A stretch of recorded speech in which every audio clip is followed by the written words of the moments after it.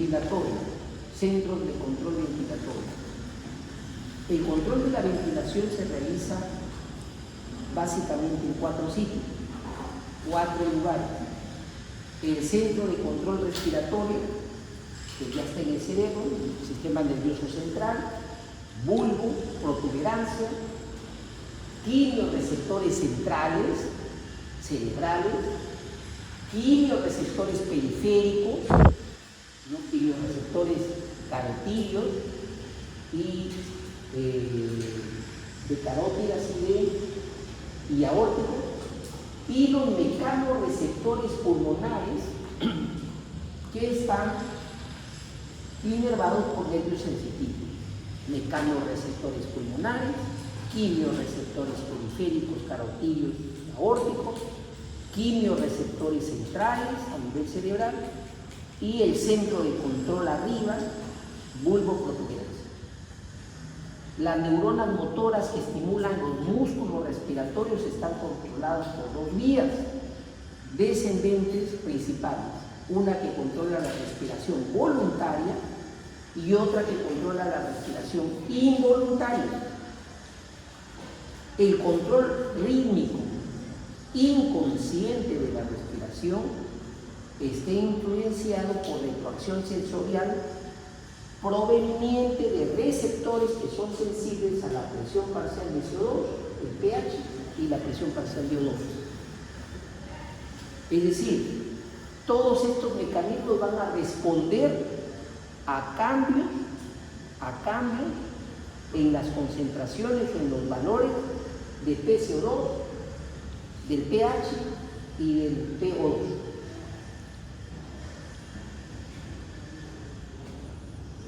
Hemos dicho que existen entonces, los músculos están estimulados por vías descendentes que controlan la respiración voluntaria y la respiración involuntaria. Es decir, existe una respiración voluntaria, así como respiramos involuntariamente, existe una respiración voluntaria que nunca se impone a la respiración involuntaria. Siempre la respiración involuntaria manda sobre la respiración voluntaria. Podemos poner un ejemplo, por decir, deja de respirar, no respira, hasta cuando, a ver, ¿qué tanto? ¿Alguien toma el tiempo?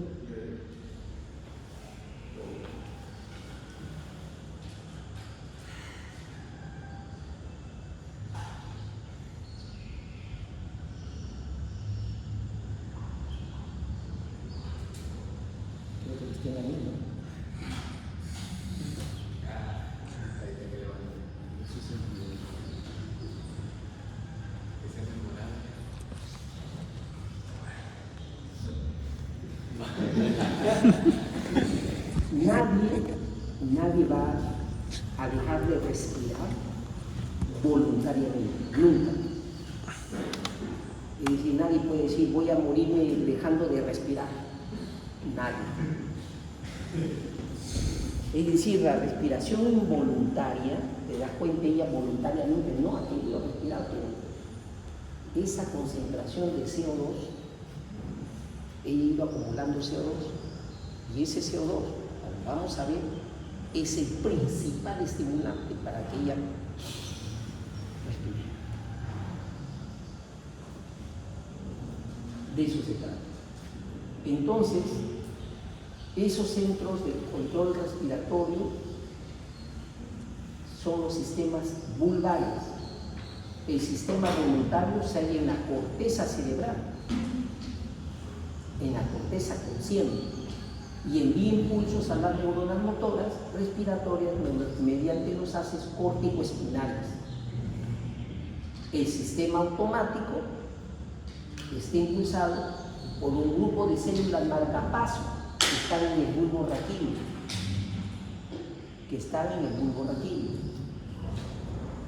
Neuronas motoras en la médula espinal cervical torácica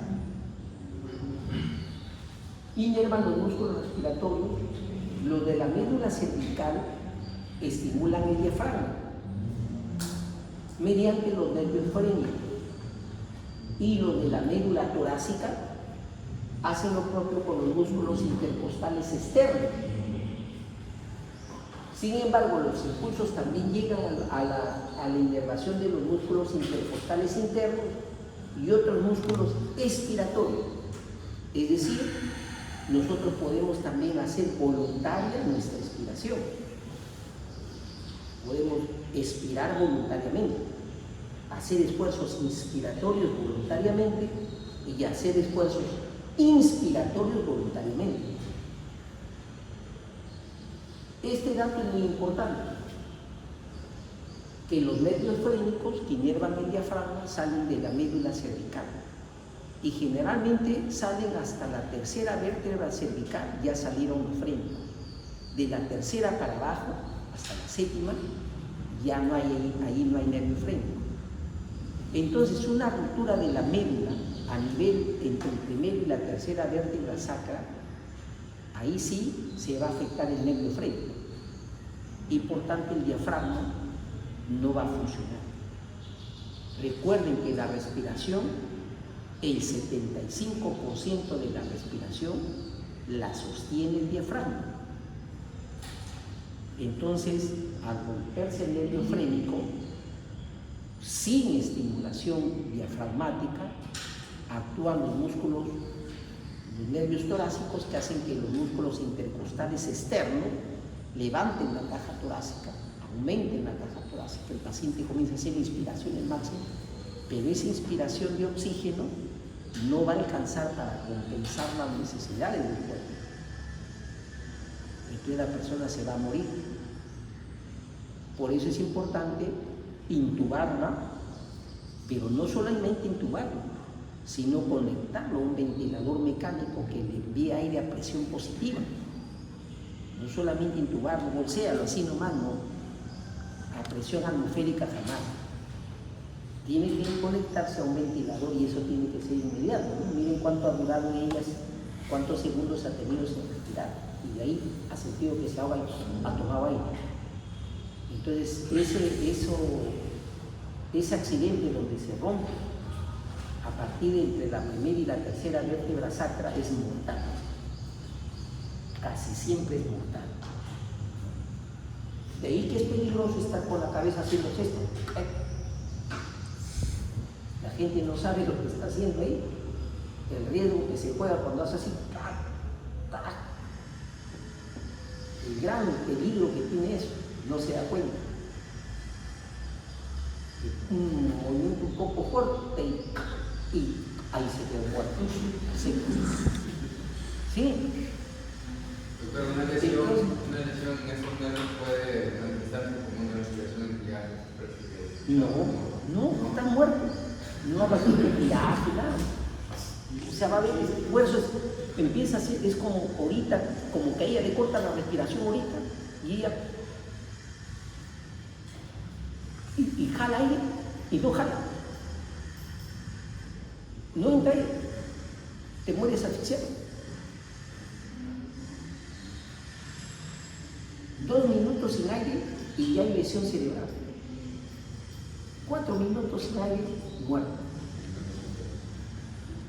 ¿Ah? No, el RCP no lo cambia. El RCP no funciona si no funciona los músculos respiratorios. Si la caja torácica no crea un volumen, no aumenta el volumen, jamás va a entrar aire. ¿Qué haces con RCP? No sirve. El RCP no sirve para nada, no sirve. Lo único que sirve es que conectes a la persona a un ventilador a presión positiva, que lo expanda, que el diafragma lo toma. Es lo único. No hay forma. No hay forma. Quizás poniéndole oxígeno, no sé, haciendo algo ahí, no sé, quizás el ambú en vez de ser, ¿cómo aumenta la presión? No sé. No hay forma. En un hospital, quizás hoy, si tienen a la mano un ventilador portátil, ahí sí, que te llega a la emergencia, dentro del primer minuto. O sea, el accidente ocurrió y ahorita al minuto llega a la emergencia y en el minuto ahí trae el ventilador. ¡Pum! ¿Qué pasó? Todo se ha cortado el cuello. No respira. respira nada, pan, conéctalo, préndelo, plum. Antes de los 2 minutos, si no hay lesión cerebral. Y ya lo resucitaste. Y vivirá conectado a su ventilador toda su vida. No hay otra forma. ¿Cómo? Toda su vida. ¿Quién lo va a hacer ventilar? ¿Cómo va a ventilar? ¿Cómo va a ventilar? Ahora se dan cuenta que ese jueguito de voltearse la cabeza es peligrosísimo. Peligrosísimo. Sin embargo, hay chicos que lo hacen. Entonces, aquí, por eso esto es casi mortal, es mortal. ¿Acaso no han visto en las películas cómo viene el espía, por ejemplo, que por atrás? ¿Qué le hace? ¡Pum! Está muerto. Y ¡pum! Se desplome el otro. Ah, sí. Es la mejor forma rápida de matar a alguien.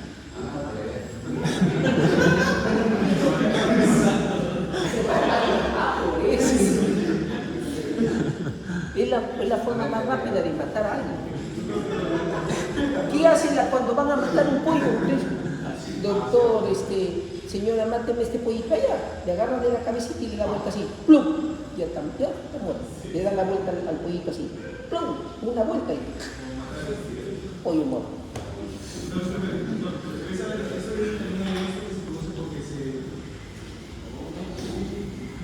Está raro eso, está raro. Sí. Está celoso. Está raro eso. Te da celos. Está celoso.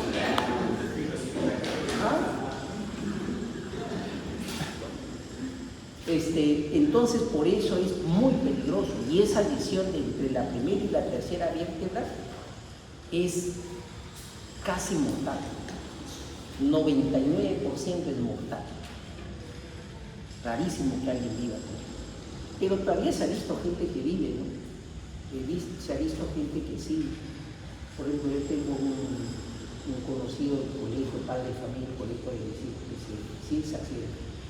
El hombre tenía plata, comenzó a hacer con la plata comenzó a hacer una vida media, en vez de andar como andaba en su carrito, ya se compró su moto, a los 40 y tantos años, ya quería su moto, su casco, todo acá, ¡pum! Se sacó, rompió el cuello. Y menos mal lo atendieron al toque, no demoraron pero ni un minuto en llevarlo, creo que tuvo la suerte que fue cerca de una clínica. Ahí nomás lo intubaron, ya de la emergencia, de frente lo subieron a la UCI y lo conectaron al ventilador. Ya lleva 25 años conectado a su ventilador, en su cama. 25 años conectado al ventilador. Pero como él está conectado al ventilador, mueve sus brazos. Claro, no habla porque está con la traqueostomía solamente, no puede hablar. Hace señas, se comunica, pero sí mueve sus brazos, pero no puede caminar porque el ventilador no lo puedes llevar, es una máquina.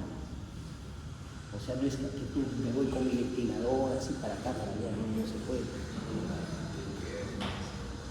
¿Se acuerdan el actor Christopher Reeve? Un actor que a él le hicieron un ventilador detrás de su silla de ruedas. Él iba con su ventilador, pero ese ventilador solamente le daba, ese oxígeno le duraba para 2 horas como máximo. A las 2 horas antes de las 2 horas ya tenía que estar en su casa. O si iba a las reuniones, estaba ahí 2 horitas hasta la entrega del Oscar, ¿no? Se ha ido, estaba 2 horitas, 1 hora y media y ya salía. En media hora ya iba, le cargaban el oxígeno. Pero sí podía mover sus brazos, sus piernas, pero tenía que estar conectado a ese ventilador. Bien, entonces, en los sistemas lumbares, esto es para explicarle la gravedad de ese asunto, ¿no? de la primera a la tercera vértebra. El bulbo raquídeo y la protuberancia anular, o puente de Baroyo, en este esquema ustedes pueden ver, ¿no? Acá tenemos la protuberancia y los centros respiratorios del tallo encefálico que se encuentran acá. El área de la rinicidad está en el bulbo raquídeo. Aquí es un área donde se sostiene la respiración rítmica. ¿no? Uno toma aire y bota el aire. Hay libros que le llaman área de Prevost-Singer, que está en el ganglio, donde hay células que se llaman células tipo I, tipo y tipo E, I de inspiratorias y E de expiratorias.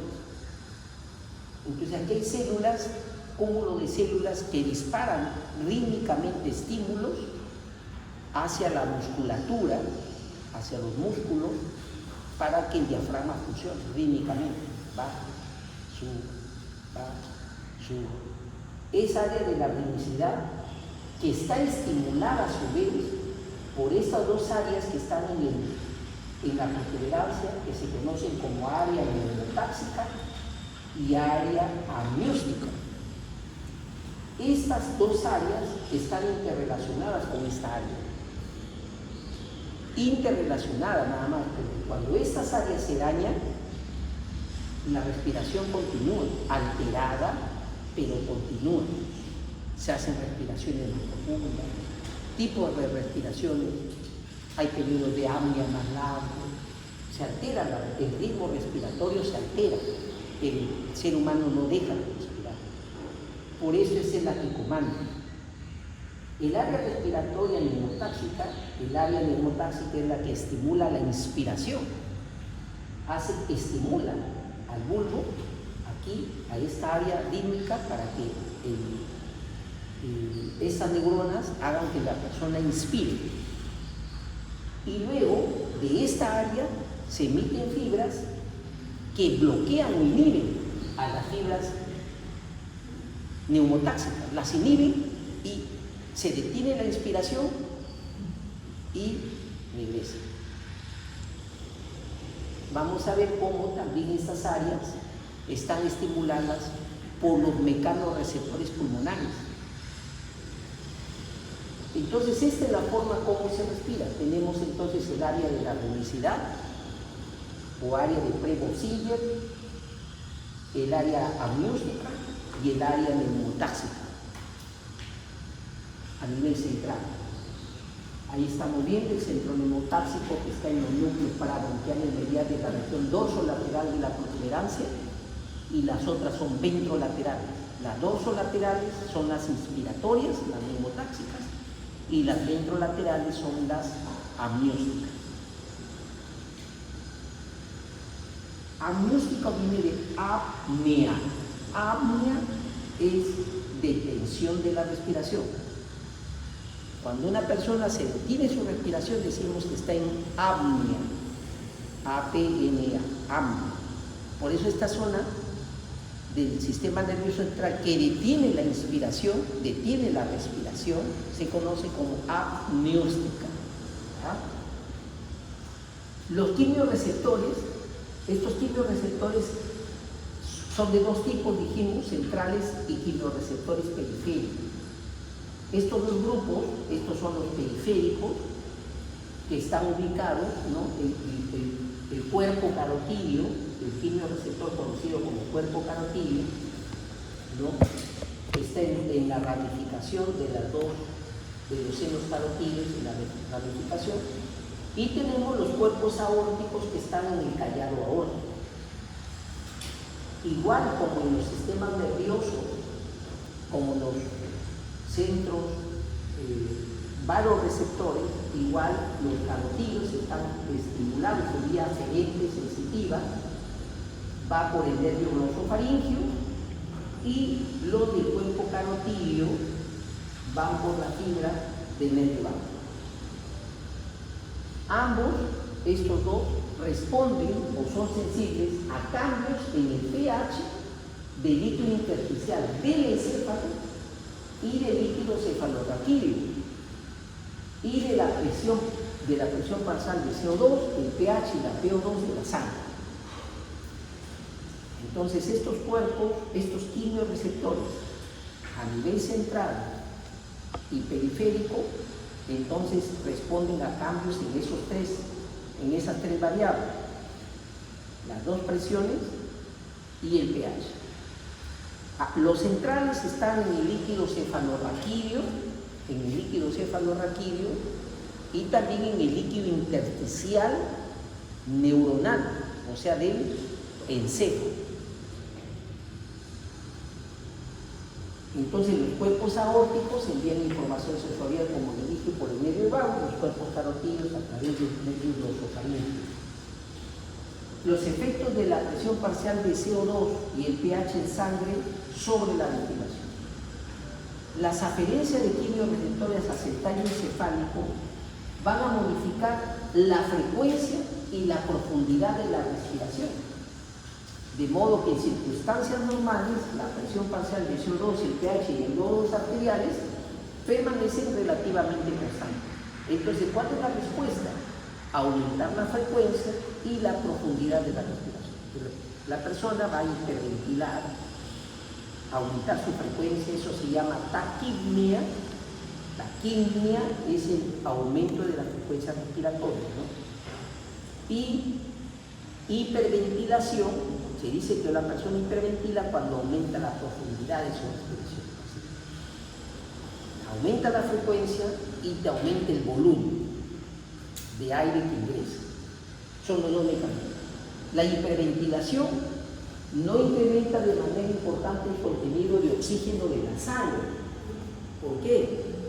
Porque la hemoglobina en la sangre arterial está saturada al 97% con oxihemoglobina, con una ventilación normal. Tengan en cuenta eso, ¿no? Entonces, uno dice, pero está hiperventilando, debe aumentar su oxígeno. No, si no, con lo que respirar, normalmente ya la hemoglobina está saturada al 97%.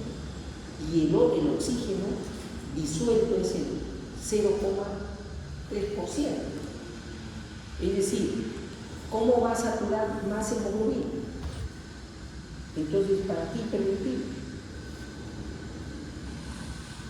Debido a esto, la presión parcial de CO2 y el pH de la sangre quedan afectados de manera más inmediata por cambios de la ventilación que el contenido de oxígeno. De hecho, los cambios de CO2 proporcionan un índice sensible de la ventilación. Así, los cambios de PCO2 proporcionan el estímulo más potente para el control reflejo de la ventilación. Es decir, no es la concentración de PO2 la que estimula la respiración, no es que cuando baja el PCO2 o sube, no, sino quien controla la respiración es la concentración, es la presión parcial de CO2, es el CO2. Entonces, cuando hiperventilamos, no vamos a lograr que la hemoglobina tenga más oxígeno. ¿Dónde va a haber más oxígeno cuando ventilamos? Si normalmente con nuestra ventilación normal ya estamos al 97, ¿qué aumentaría? ¿Qué oxígeno aumentaría en la sangre? El oxígeno disuelto. El oxígeno disuelto es el que va a aumentar cuando respiramos, tenemos mucho oxígeno. El oxígeno disuelto. Eso es lo que va a pasar. Porque la ventilación normal ya está al 97%, ya no va a ser más del 100%. Aquí tenemos la relación entre el volumen total por minuto y la presión parcial de CO2 arterial. Volumen total por minuto, en litros por minuto, y la presión parcial de CO2 arterial en milímetros de mercurio. Este cuadrito nos dice que normalmente una ventilación normal, ¿no?, de 4 litros por minuto, una ventilación normal de 4 litros por minuto, mantiene una presión parcial de CO2 de 40 milímetros de mercurio, más o menos 2. Eso es normal. Cuando la presión, que es de 40, presión del CO2, 40, sube, o sea, se duplica a 80, ¿no? Esto se va a duplicar y el volumen total por minuto se reduce a 2. Es decir, cuando este volumen de ventilación se reduce a la mitad, la presión parcial de CO2 se ve elevada también al doble, o sea, se multiplica por 2. De 40 se va a una presión parcial de CO2 de 80. Y cuando Y cuando la presión, que es de 40, se baja a la mitad, a 20, la hiperventilación va a hacer que el volumen por minuto de CO2 también se multiplique por 2, 4 por 8. La hiperventilación va a eliminar mayor cantidad de CO2, va a duplicar el CO2 y va a bajar la presión parcial de la presión parcial de CO2.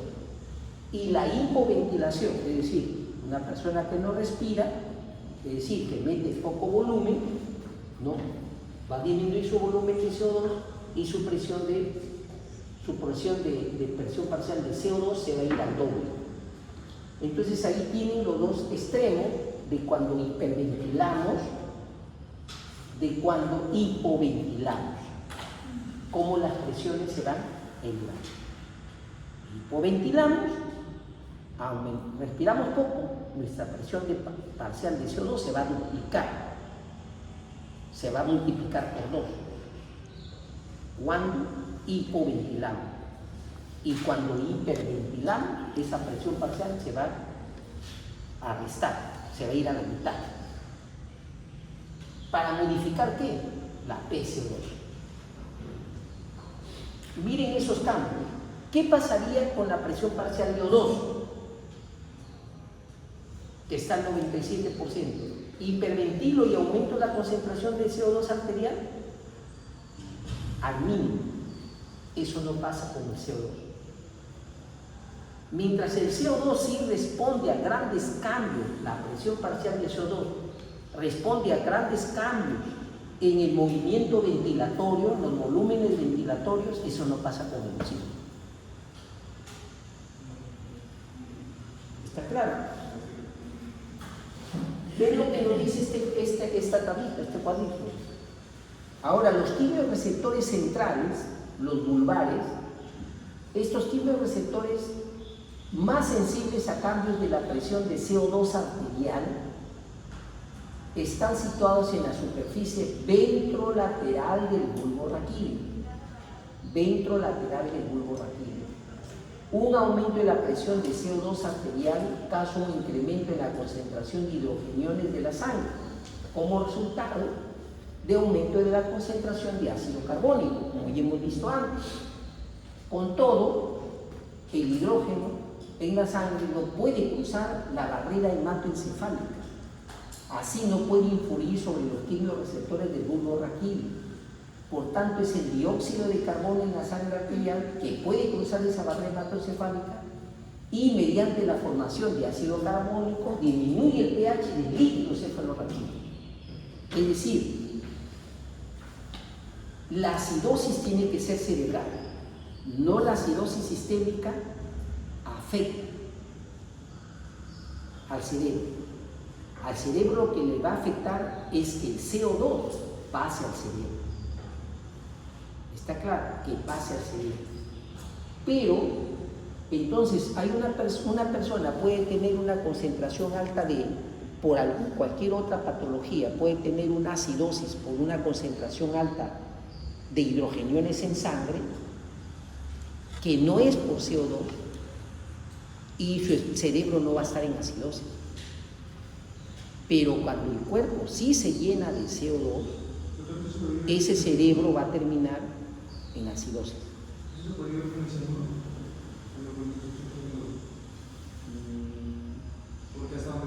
El cianuro es un muy mal ejemplo, porque el cianuro es un veneno que te mata ahí nomás.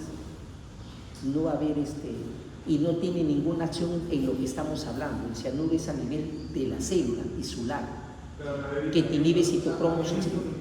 No tiene nada que ver, nada. No, me estás haciendo perder mi tiempo, por favor.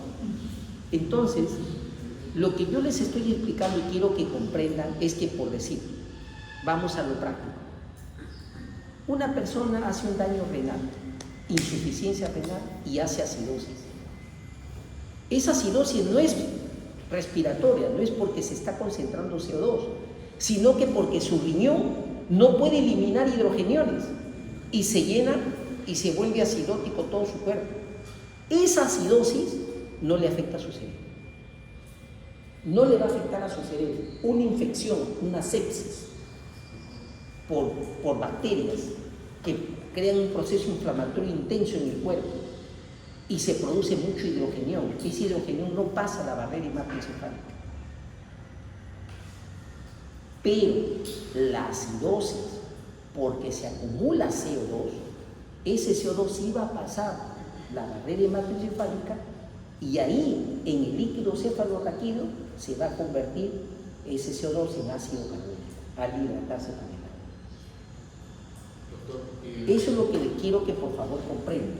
¿En la diabetes? ¿En la cetoacidosis? Por ejemplo, en la cetoacidosis diabética se forma cantidad de hidrogeniones, el paciente está acidótico, pero él está consciente. Su cerebro no va a hacer acidosis. Y al contrario, esa acidosis, ¿qué va a hacer? Va a estimular su aparato respiratorio y va a botar CO2. Va a botar CO2 y su cerebro nunca se va a volver acidótico. Un buen ejemplo, la cetoacidosis diabética.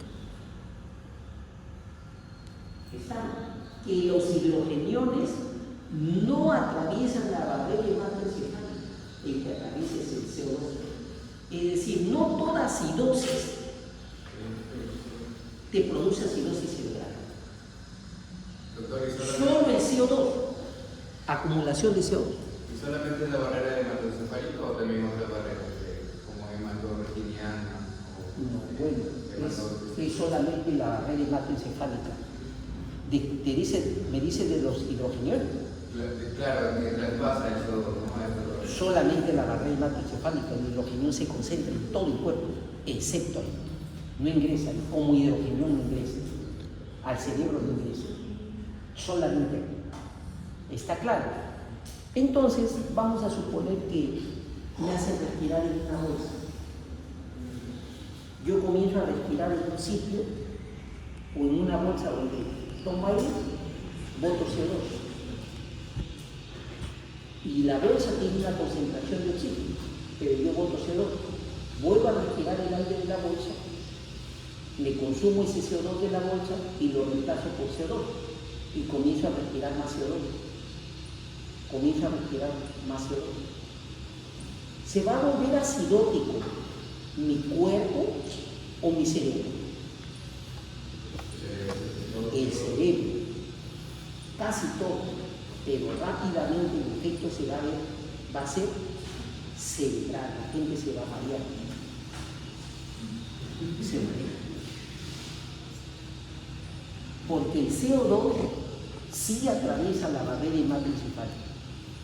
Entonces, que quede claro eso, la diferencia entre un quimiorreceptor periférico para el pH, para la concentración de hidrogeniones, sí funciona con la concentración de hidrogeniones los periféricos, pero los centrales, no por la concentración, sino por el CO2, que de ahí convierte hidrogeniones y esos hidrogeniones recién estimulan a los quimiorreceptores centrales. Ya, esa diferencia, por favor, tenerla en cuenta.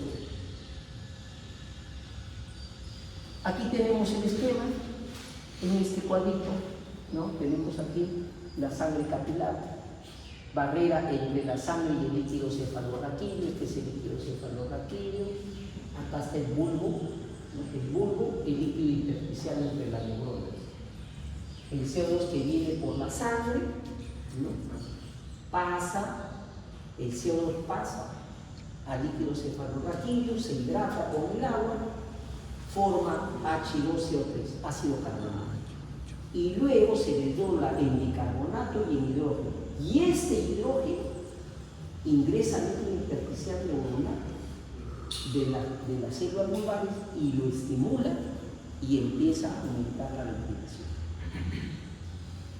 Ese es el mecanismo. ¿Ya? No es que el hidrógeno, acá hay acidosis y el hidrógeno pasó. Los hidrógenos no pasan eso. Esa es una diferencia que tienen que tener en cuenta para entender ciertas patologías. Entonces, el control por quimiorreceptores, una ventilación disminuida va a hacer que la presión parcial de CO2 arterial aumente. Siempre que respiramos menos, entonces se va a producir más PCO2. Ese PCO2 acumulado, ¿no?, en el cuerpo va a dar también mayor concentración de hidrogeniones, como ustedes ya saben, con lo que ya hemos visto. Entonces, este CO2 plasmático en la sangre, en el cerebro, disminuye el pH del líquido intersticial, los quimioreceptores centrales en el bulbo raquídeo, centro respiratorio en el bulbo raquídeo, ¿no?, estimulan el centro de la respiración en el bulbo raquídeo. Esa neurona motora de la médula espinal estimulan a los músculos respiratorios y aumenta la ventilación, y por retroacción negativa baja la presión, la PCO2 arterial aumentada de más disminuye. Ahora, este PCO2 arterial aumentado disminuye el pH en sangre, estimula quimioreceptores periféricos en los cuerpos aórticos y carotídeos, estimula por neuronas sensoriales, ¿no?, vago, décimo y noveno par, estimula el centro respiratorio. Entonces tenemos las dos vías, donde este PO2 arterial directamente baja el pH, aumenta el número de hidrogeniones, estimula directamente a los quimioreceptores periféricos y estimula el centro respiratorio en el bulbo. Y aquí este mismo CO2 plasmático aumentado por diferencia de presión ingresa al cerebro, líquido intersticial, aquí se hidrata, forma más hidrogeniones, estimula quimioreceptores centrales en el bulbo y estimula el centro respiratorio, y las neuronas espinales empiezan a aumentar la respiración. Entonces tenemos las dos vías, a través de quimioreceptores periféricos y quimioreceptores centrales. Ambos terminan en el centro respiratorio aumentando la ventilación. Ahí lo tienen separado.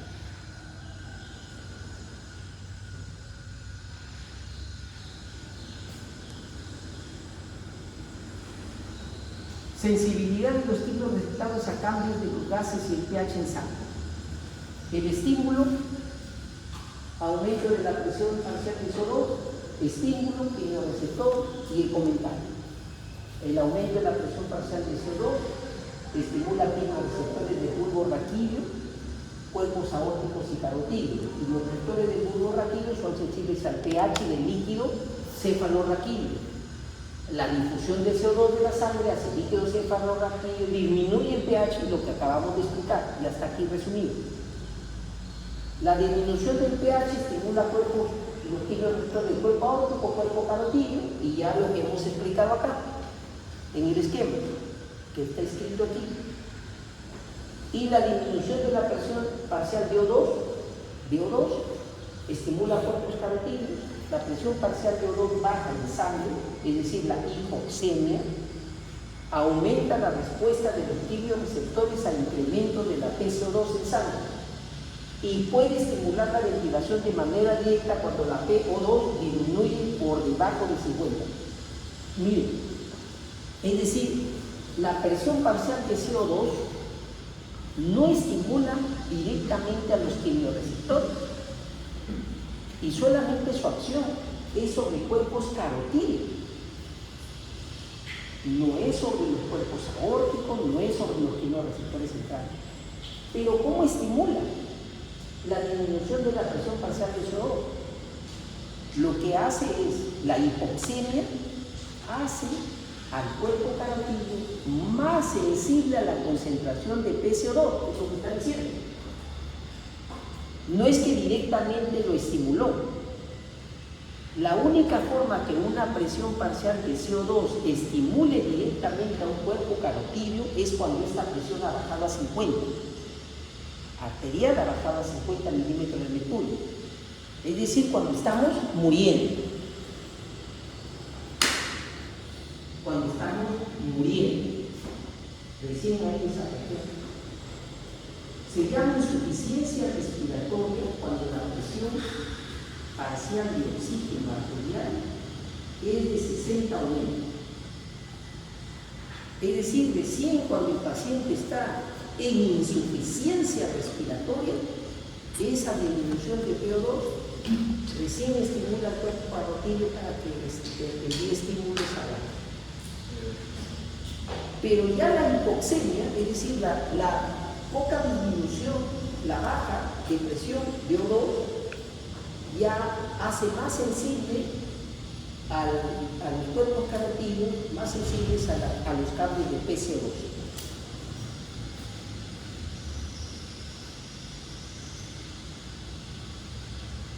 ¿Cuál es el efecto de los receptores pulmonares sobre la ventilación? ¿Cuáles son los receptores pulmonares? Existen en los pulmones mecanorreceptores que responden a estímulos de insuflación o son mecanorreceptores al estiramiento. Se llaman mecanorreceptores que responden al estiramiento, también a la insuflación, porque el pulmón se estira cuando se insufla. Los pulmones contienen estos receptores que influyen sobre centros del control respiratorio del tallo encefálico mediante fibras sensoriales en los nervios vagos. Las fibras C amielínicas son neuronas sensoriales en los pulmones que pueden ser estimuladas por capsaicina. La capsaicina es la que se encuentra en el rocoto, en la gil, ¿no? Entonces, ya se ha visto eso, que ¿qué pasa cuando uno se ha comido? Esa es la pepita del rocoto, del rocotito, del rojito, ¿sí? Pero qué rico es la cascarita, pero la pepita, ¿todos lo has comido? Y de ahí has tenido el síndrome del gato. ¿Cuál es el síndrome del gato? Vas al baño y dejas las uñas salir a aparecer.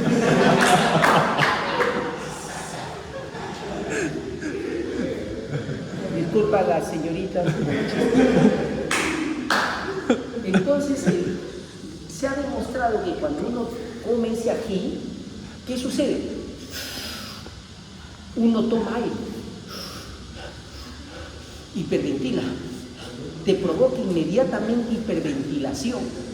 hiperventilación, porque los receptores irritantes de la pared de la laringe y los receptores pulmonares, identificados como receptores de adaptación rápida, pueden hacer que una persona tosa en respuesta a componentes como el humo, el smog, esta capsaicina. Entonces uno tose, puede toser por esos irritantes que estimulan prácticamente receptores que están inervados por el nervio vago. El reflejo de Hering-Breuer es estimulado por los receptores de distensión pulmonar. La activación de estos receptores durante la inspiración inhiben los centros de control respiratorio, lo que hace cada vez más difícil la inspiración. Esto ayuda a evitar distensión excesiva de los pulmones y puede contribuir a la uniformidad de los ciclos de la respiración. Este reflejo de Hering-Breuer establece que una persona, cuando infla sus pulmones, ese mecanorreceptor se estira, va al centro respiratorio y bloquea la inspiración, y la persona expira. ¿Está claro? Termina la inspiración. Entonces, cuando una persona insufla demasiado, bloqueas arriba y botas el aire. Pero cuando ya te quedas insuflado, tu inspiración está casi bloqueada y la persona termina respirando voluntariamente, como es los pacientes con enfisema.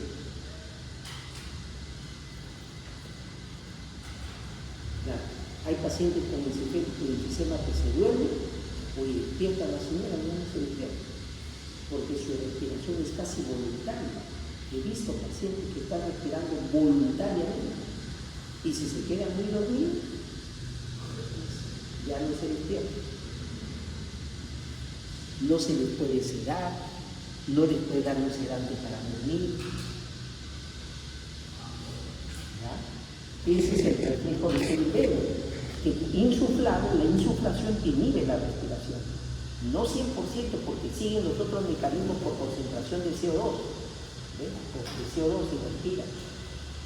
Pero si lo duermes, ya no respira. Duermes mucho, ya no respira, se muere. El apnea obstructiva del sueño es un trastorno relativamente común en adultos, en el cual hay al menos 15 o más periodos de apnea, cada uno de los cuales dura por lo menos 10 segundos por cada hora de sueño. En una hora de sueño hay de 10 a 15 periodos de apnea por hora. Y eso debido a la oclusión temporal de la vía respiratoria superior.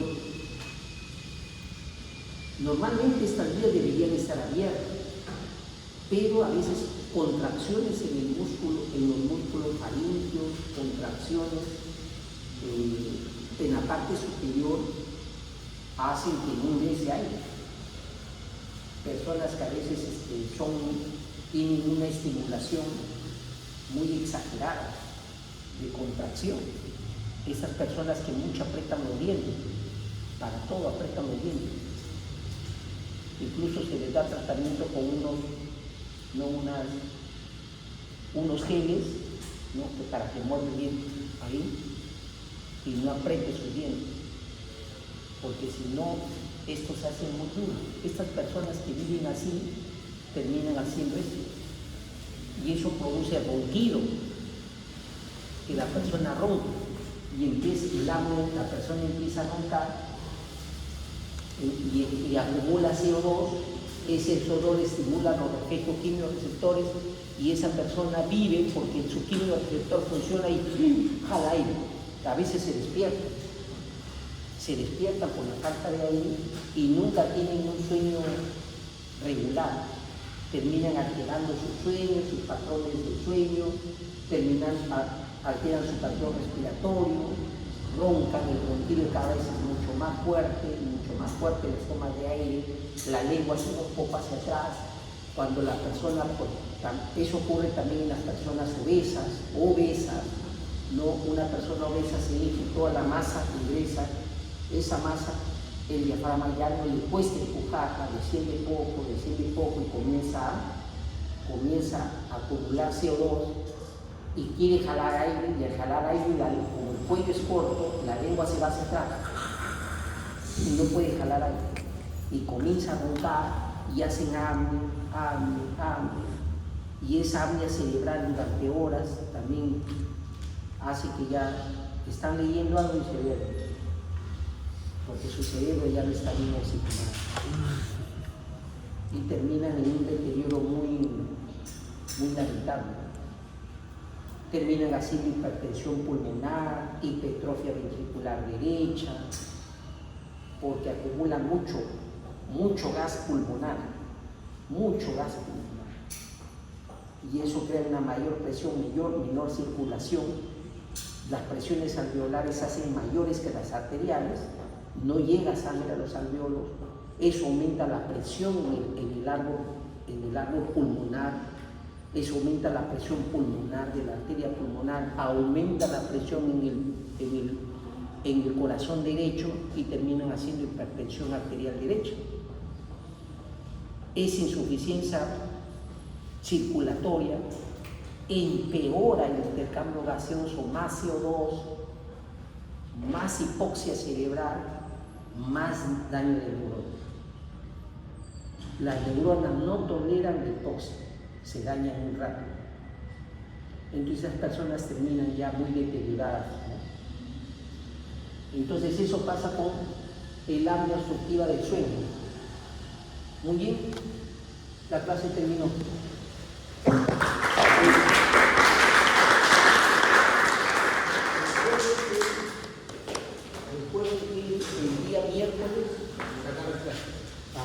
El día miércoles, regulación de el día miércoles sería la práctica. Y el lunes, los grupos que pueden, por favor, solamente el grupo que puede, yo voy a hablar con los profesores, pueden ir avanzando con sus presentaciones. Avanzan con sus presentaciones el lunes.